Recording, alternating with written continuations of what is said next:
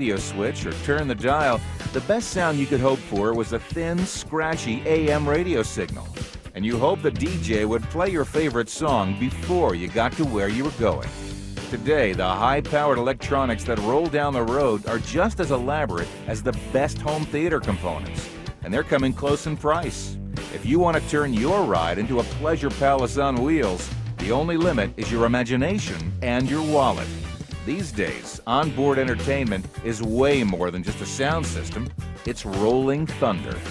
Audio, video, multimedia, we're talking TVs, DVD players, PlayStation, Xbox, obviously tons and tons of stereo equipment. And then as far as installation goes, you can do painted fiberglass enclosures, fiberglass trim, vinyl trim to match the leather.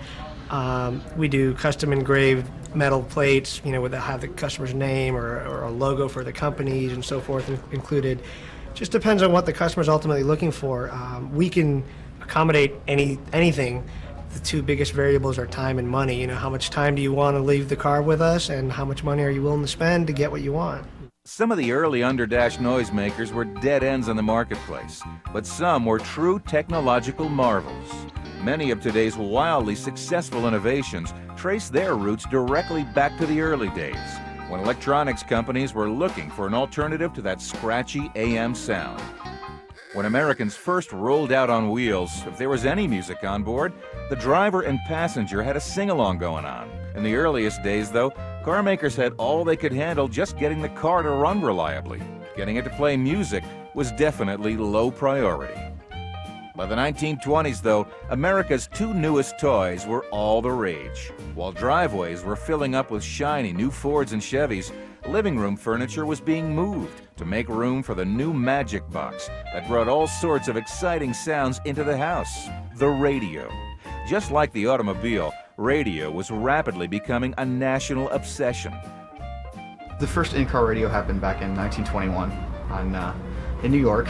They drove out to Long Island just to see how far it would reach and how good it sounded, and that worked. He was happy. That probably was the beginning of the first optional entertainment systems in vehicles.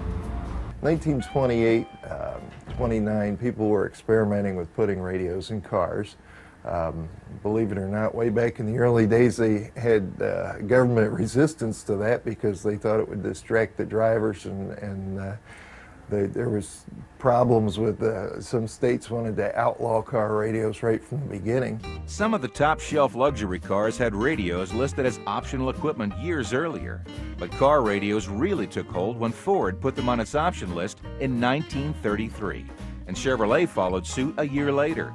Now that you could have your favorite music and shows with you, the car radio became a gotta-have option. Beginning in 1932, all the major manufacturers offered car radios. They didn't sell very many. You still had the problem of not a lot of stations on the air, and if you lived in the middle of Kansas, you couldn't listen if you bought the radio. The other problem was the radios being hand-built were maybe $50, $60, and that doesn't sound like a lot of money now, but that's 10% of the cost of the car. Hundreds of thousands of Americans heard the famous Hindenburg broadcast on a car radio.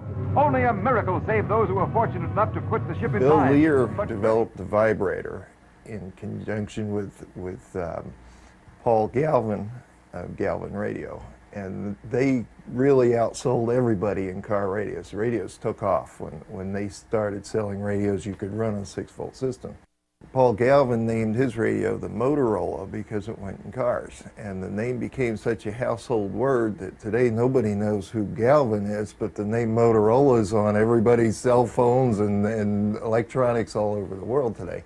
And on Halloween night, 1938, mobs of motorists heard Orson Welles' War of the Worlds on their dashboard speakers, and the highways around New York and New Jersey became a gridlock of fleeing people. Thanks to radio, both good news and bad news could now come out of your car's dashboard. During their peaceful afternoon drives on December 7, 1941, thousands of Americans heard the flash bulletin from Honolulu. An important bulletin from Washington. At dawn this morning, the Japanese attacked and bombed Pearl Harbor, Hawaii. I repeat, the Japs mounted an unprovoked sneak attack on Pearl Harbor and all military installations. And they drove home knowing our country was at war. Finally came the announcement that the world had been waiting for over 5 years. It meant things could return to normal. But in post-war America, normal was going to be a little different. Stay with us for more Rolling Thunder, entertainment on wheels from AM to XM. By the 50s, car radios were still listed as extra cost options, but most buyers now regarded the radio as a necessary part of the car. A big part of this were the hordes of teenagers just reaching driving age. At the same time, rock and roll music was becoming a cultural force. Rock and roll's wild and rebellious persona made it that much more attractive to young people in hot rods. Buddy Holly, Chuck Berry, Bill Haley and his Comets, the Everly Brothers, and of course Elvis provided the soundtrack as America's baby boom teenagers took over the streets and the burger joints from coast to coast. Radio personalities such as Alan Freed and Murray the K. Kaufman became nationally famous. But in every town in America, there were DJs who were vital parts of young people's daily routines. These jocks were the Pied Pipers of an entire generation. Top 40 radio stations were pretty much after two segments of the audience, 12 to 24-year-olds and 18 to 34-year-olds. Now, those are pretty much the people that wanted to hear the same top 40 songs over and over and over all day long. Now, the philosophy was, have on a wild and crazy and fun morning show. And if people listened to you in the morning and they liked what they heard, they would pretty much stick with your radio station all throughout the day.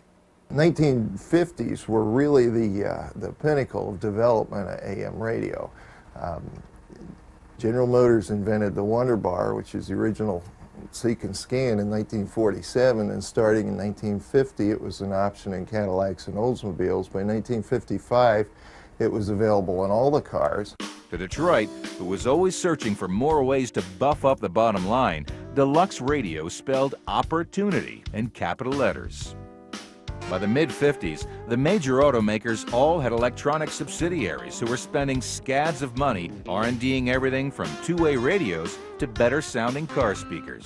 In 1957, Chrysler offered the first car record player. The Chrysler Highway Hi-Fi record player only lasted about 2 years, and it was because you didn't have a choice of music that you wanted to listen to. You only could buy the records that were made by Chrysler.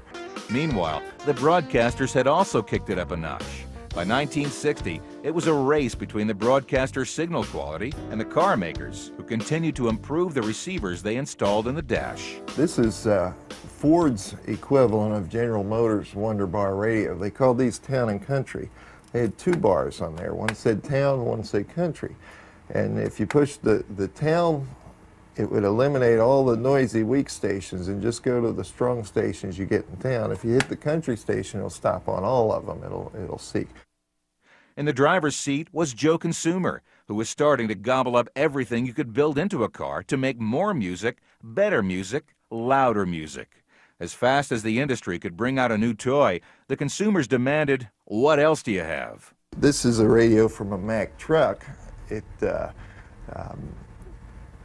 was made in 1960, and this is entirely a transistor radio, and actually the size of it is only maybe 3 inches across. It's very, very small and compact. Has a big speaker in this tray, and it's made to mount in the ceiling above the driver, and that's because even though the radio got smaller and better, the trucks were still noisy and you couldn't hear them. You had to have the speaker right by your ear. When we come back, audio technology explodes in the 1960s and 70s and gives birth to a whole new industry, the audio aftermarket. Stay with us for more Rolling Thunder, entertainment on wheels from AM to XM, an American Muscle Cars special report.